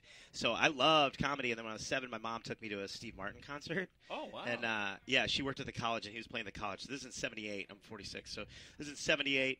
We went to a Steve Martin concert when I was a little kid, and I just was like, wow, that is the coolest thing ever. It was that Getting Small tour with the arrow through the head. And all that. Yeah. Oh, and, yeah. And that's cool. And that guy was standing up there, and there's hundreds or 1,000. I don't know if there's 1,000 people or how many people, but I just remember thinking that is really cool. And so my inappropriate uncle gave me a Richard Pryor cassette. And How old were you again? So I was 7. And so I was listening to Richard Pryor, and I didn't remember any of that. I didn't understand any of it, but I just remembered the words. You know what I mean? And so I was like, we can't say on no, we can't. But I felt like I kind of understood what he meant behind the things I didn't understand. Do you know what I mean? I do. Like you listen, you're like, oh, well, I don't get it, but I'm adapting my thought process to try to figure out why that's funny. It's like when I first saw Ron Jeremy. Yeah. Right, same. Yeah, exactly. Yeah. But I didn't know that could be done. Yeah, he's gifted. So anyway, then went through life, lots of life. I was a mechanic and framed houses and did all kinds of stuff. And then when I was in my late 20s, I was dating a girl, and her dad was a trombone player in Hollywood, played on Thriller and all that, and was like a famous session player and did a lot of movie scores and stuff. Well, his wife, my girlfriend's mom, and my girlfriend and I went to the Laugh Factory. And after the show, she goes, hey, all those guys up there, they do what you do. We're like, I like them. I want to hang out with them, and that's why they're funny. Like, that's you. That's why I think you're funny. You should just do that. So you didn't realize that? I didn't realize you could. I didn't know you could go do that. I thought somebody had to anoint you. I thought, like, Richard Pryor had to come with a mic stand and tap your shoulders like a knight. Right. Yeah, I didn't know, I didn't know I could you had just to have, like, formal training and everything? Yeah, I didn't know. Yeah. I just didn't know you could do I didn't even think about it as a job. So your girlfriend is my girlfriend's mom. At the time. She said, you should do that, and if you want to, I'll support you while you get going, if you get on stage as much as you can, because she knew art. Her husband's an artist. Oh, wow. So she sort of was my benefactor for a little while, and then I got on the road, and off we went. So how was it that first time? You remember the very first time? I'm not talking about the girlfriend, but the first time. Oh, good, okay. Or the girlfriend's I was going to describe that. We can go back to that. Yeah. We'll go back to that after hours. Mom. Thank you for that. But the first time you performed on stage? So it was a Laugh Factory. Yeah. It was at the Laugh Factory. L.A.? In L.A. Yeah. It was at the open mic they have there, and there's a guy there that's been there 25, 30 years or whatever at that point, and he was just the mainstay host guy. And Fraser Smith was a really nice dude. He's still down there, and he's an old radio guy, actually, and super funny. But anyway, they ran that open mic, and I waited in line all day long. So this is how you do it at the Laugh Factory. You go stand there. I didn't know this was a scam, but this was a scam to make it look like people are standing in line for tickets. This is what Jamie used to do and still does on Tuesdays. You go stand in line all day long from 10 a.m. until 6. And they pay you. The first 20 people get signed up. Oh, really? For the open mic. Oh, okay. So you have to hold your spot in line. So there's at least 20 people in line that whole day. And it's all people that have been doing open mics for 30 years and stuff, a lot of them. But there's some up-and-comers that try it, and you get the gist after a while that, like, we're not going anywhere with this. So I did that open mic. I waited. 6 o'clock comes around. They sign us up. You get to go home and shower. Came back and did my set. And it was 3 minutes, and it went 3 by. 3 minutes, that's it? Yeah. Well, that's all you need, man, when you're starting. So how did that work out? Good reception? Yeah, I got a good reception, but I don't know. You don't have perspective when you're new. Your head, you're so caught up in what's happening. It's like, it's like your adrenaline and all these different things just cloud not only your memory but your judgment. So like a lot of people that are new at comedy are like, I killed, but they didn't kill. Yeah, we didn't kill. In the beginning, you don't do that. You don't connect the same way you do later. So sense. I thought I did good, but good enough to continue. So right? What is your style of comedy, Collin? Like where do you get? Yeah, storytelling, personal experiences, life. It's very quick. Punchline wise, it's quick. I try to keep them coming, but I develop bits. I'm always developing new stories and things like that. So there's some real intimate stories going on right now. I just lost my mom, so that was really she was 83, so it wasn't like she was fighting pit bulls in fire. She just died. But you got a routine about that. Well, there's a big chunk about that, a story about what I did the day after, which was really funny, and so that story is very intimate and it's growing, and it's not as it. So, for example, my tried and true material, the stories I've been telling a little bit longer, they're punched up more. I found their funny spots, more consistent funny spots. But as you develop new material, there's this charm to it because you're drawing the audience in because you're not hammering them with punchlines, and they're listening to your story more. So there's a nice blend of that.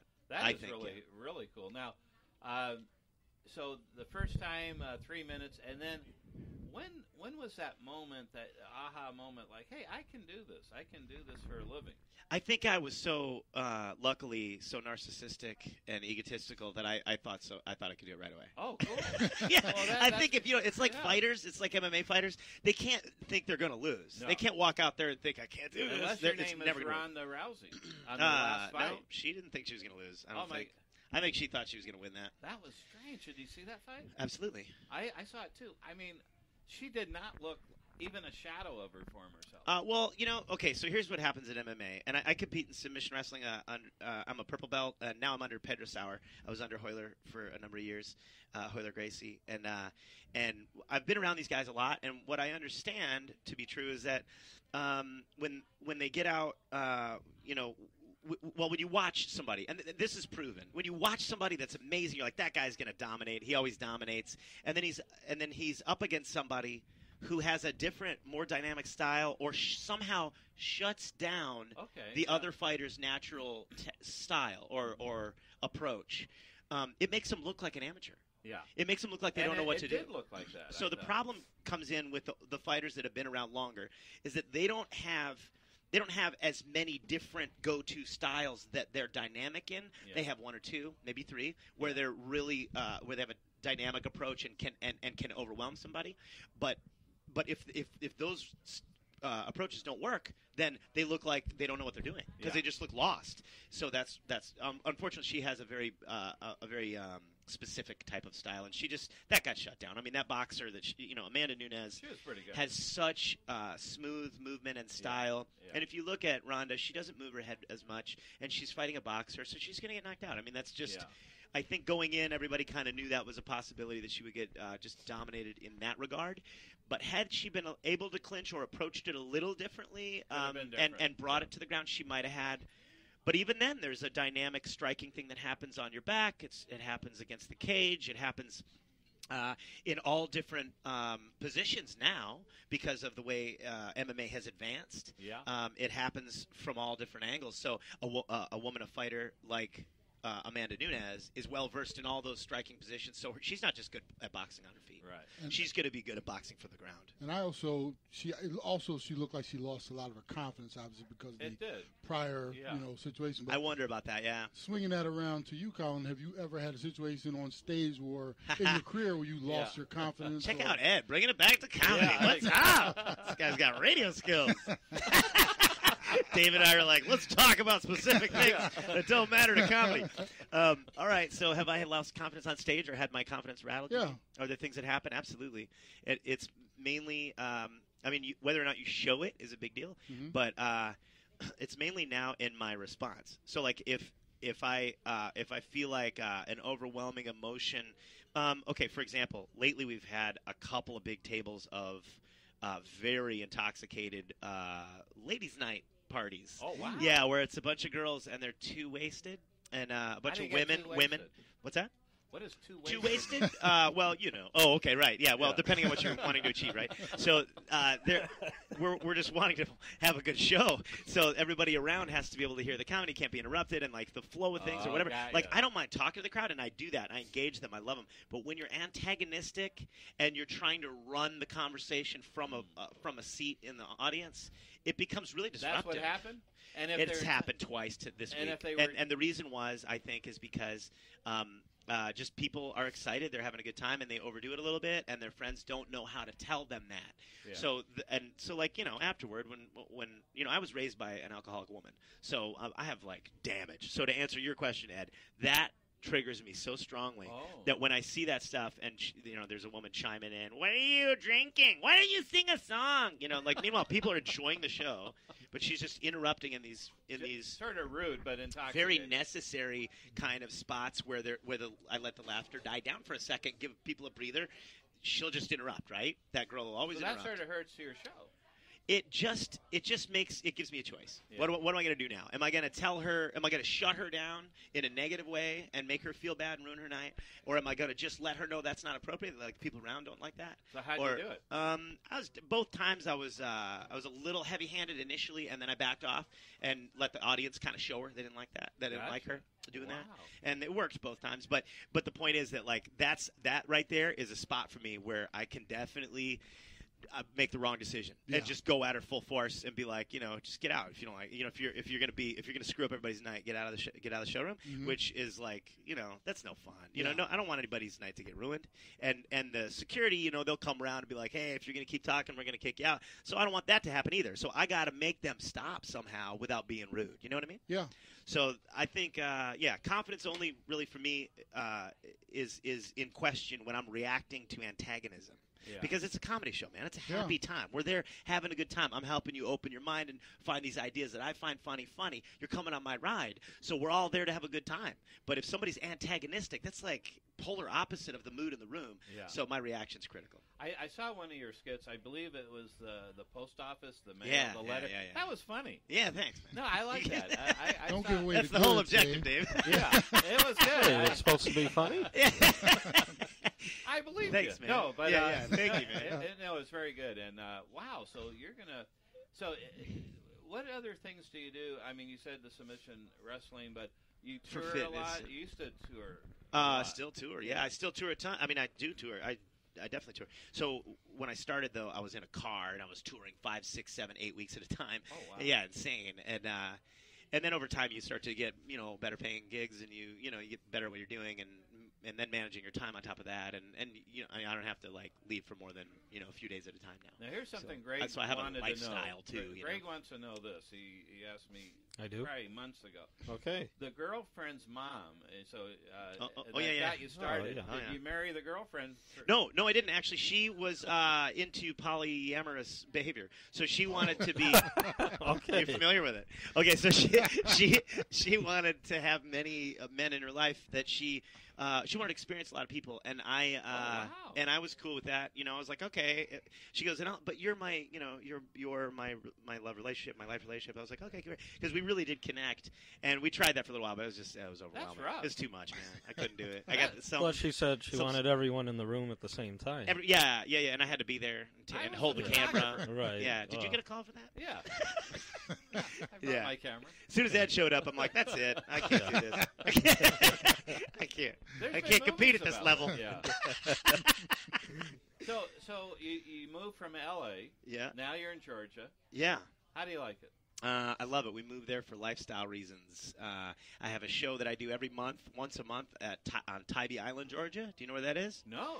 It's a resort, not resort, but like these little cool houses everybody has in this little beach community, and they rent them out, and it's this little island. It's old. It's an old, all of Savannah is very old, but it's classic, like great history, and it's just amazing. But it's beautiful. You there a lot. Yeah, there's a little jungle bar on that island that's super cool, Island Jungle Bar, and then the theater is this beautiful theater they've spent millions on, and people just jumped in and did this thing, and I'm in charge of their comedy once a month.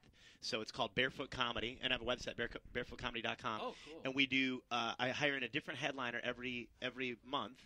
And then we do an hour of stand-up, and then we do about 30 or 40 minutes of podcasting on the stage. And the audience is involved in the podcasting. Is that right? Yeah, they interact. My daughter goes. It's a family-friendly show, and my daughter goes down with a microphone, and the audience asks us questions. This is why you're so good on the radio. Oh, maybe, yeah. Well, I've always liked radio, but yeah, which is cool. I don't know. I didn't know I was that good. Greg, what do you got for? No, I'm actually, I spent some time in Georgia. We were talking about that earlier. And my next time over, you were playing badminton there, I heard. Yeah, no, I was playing with the football. The little football team they have over there. But yeah, I would love to come down and see the show in Savannah. Would be yeah. Man, there's a bunch of, and when he's talking about how beautiful Savannah is, it was probably between my first and second year there with the Falcons. We had a little charity basketball game down in Savannah. Oh yeah. And it was like the downtown was just beautiful. They had like a lot of little squares. Yeah, they have 24 green space squares that have been there for 300 years. Yeah, since the beginning. Really? Mm-hmm. Yeah, it used to be 27. Yeah, now there's 24, and those things are loaded with history, huh? Yeah, exactly. Yeah, I ate at a place called the Pink House with my wife, and we were sitting in there, and it used to be the first ever Southern Planters Bank, and when they read the Declaration of Independence south of the Mason-Dixon line, that's where they read it, on the porch of that building to the people in the square out front, the place where I was eating dinner. Oh, wow. Yeah, they read the Declaration of Independence for the first time ever in the South. The food is amazing down there. Is it? We love our food, don't we, Dave? Oh, we love it. Are you kidding me? Yeah, you'll like it. You'll like the foods. I want to come down there, too. Yeah, that would be super fun. good. It's cool. There's a place there. Oh, I'm forgetting the name of it. Grandma something's or whatever, but it's like a super cool. You just show up and they give you the food. You can't order. Is that right? Yeah. You can't order. You don't order. You just What walk do they up. They give give you? you this big Southern table full of food, and everybody eats. What's the Period. What's the food? Southern comprised of? food, Southern cooking. Chicken and Table full of it. And You would like any of it. You would depends love on. it. Yeah, you're fine. You're covered. What's it call it? Potato dobbler. No. Potato Gobbler. Yeah, what is a potato Cobbler. gobbler? What, a potato No, gobbler? He's not talking about cobbler. peach cobbler. Oh, dumplings. Potato dumpling. Yeah, Okay. I knew I was close. Dumplings. Those dumplings. I like to be doppled with potato. Do I get to wear my shorts? Yeah. Will you dopple me with potato? Yeah. Grapes in the Roman days. Right, but now I'm it's just that old. mashed potato. Yeah. They just take spoonfuls of mashed potato and drop it on you. I'm going to mash it on you. Yeah. You've heard oil wrestling. It's mashed potato. Mashed potato wrestling. That's Dave's new sport. You're not getting Mashed potato wrestling You with guys, Dave. that's it. You and Ed have to have a mashed potato wrestling contest live on the air. Oh. That would be awesome. Oh yeah. No, that's a bet. That's and a there'll be football some bet. gravy involved. And, Dressed as sumo wrestlers? Yeah. Yeah. Okay. yeah. Yeah. I Dressed think in, so. in big cloth diapers. Yeah. Yeah. We got a ref right here, man. Yeah, this is great. Yeah, that'd be cool. Yeah. No, we so are. do you next guys week. ever bet on the opposite teams? What do you got going? Because I'm from Wisconsin, so originally, you are? so I'm a Packers fan. You're with the Packers. Yeah, I'm with the Packers. Are you with the Packers, Ed? I'm a former Falcon, but I think the Packers are going to pull this one off. Oh, are you serious? Yeah. Yeah, I'm I conflicted. I think they're going all the way. You Yeah? do? I really think so. This might be their year. It just seems like something different. Yeah, it's just one of those, wow, they just really look Do you think good. it's all based in the excitement of the moment usually? Like they come together, they gel in that moment. Well, what happens is because they were so down and out, I think at 4-6 at one point, they had to go on this run. And the playoffs are all about who's playing the best right now. Doesn't all regular season all be doggone. And you saw what happened with Dallas. They played great during the regular season. And they ran into a team apart. that was playing hotter that afternoon. And I think the role that the Packers are on, it's just one of those ones, and it's not going to stop until the end of the last game. That's what I feel like. You feel see the thing that's precarious to me as a fan, like I'm worried, is that it seems that they turn on under pressure. So if there's not pressure and somebody beats them in a sneakier way, I don't really see them turning on. Like I'll tell you this: at this time of the season, if this was a regular season game, I would say the possibility of that. Just the fact that it is a playoff. And I was fortunate enough. I played in the Super Bowl, which means I had to go through the stages. You know that feeling. With that, the tempo of the game and the desperation of the moment, because this is you don't get another chance after this one. Some of those guys are. And quite honestly, what has happened with the Packers, they've been playing playoffs games for the last 7 or 8 weeks because at 4-6 they had to win out. Oh yeah, just to wild be in card. the position they were in. So every week for them was we either win or we're done. Yeah, and that's the kind of mentality they've had, since, like I said, week 10 of the season. So you think that inertia carries you all the way through the Super Bowl? You don't think it's game by game, case by case? It is a game by game because we all know they can come out there and lay an egg, but like I said, you get into that mode of desperation, and they know what's at stake, and it just, like I said, it just feeds you week after week after week. You continue to win, and you get to a point where you just we're on autopilot now. So you just said, what's at stake, and then you lost Dave because he started thinking about steak. Yeah. So, he just looked up into the ceiling. I know. He's actually still thinking of this mashed potato wrestling match. I think Ed's done talking now. You can come back, Dave.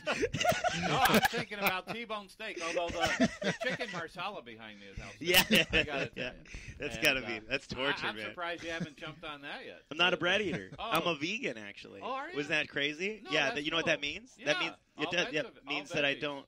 I don't have any friends. That's what that means. Oh, that's right. No, I know some There is vegans. a good vegan place down Scottsdale somewhere. I think like Scottsdale and Good vegan Greenway. place. That's a weird. Yeah. That's a It weird is, right? sort of oxymoron. Yeah. Hey, so I have a friend who says, "Well, if you love animals so much, why don't you marry an animal?" And that's not why it is. It's not because of animals.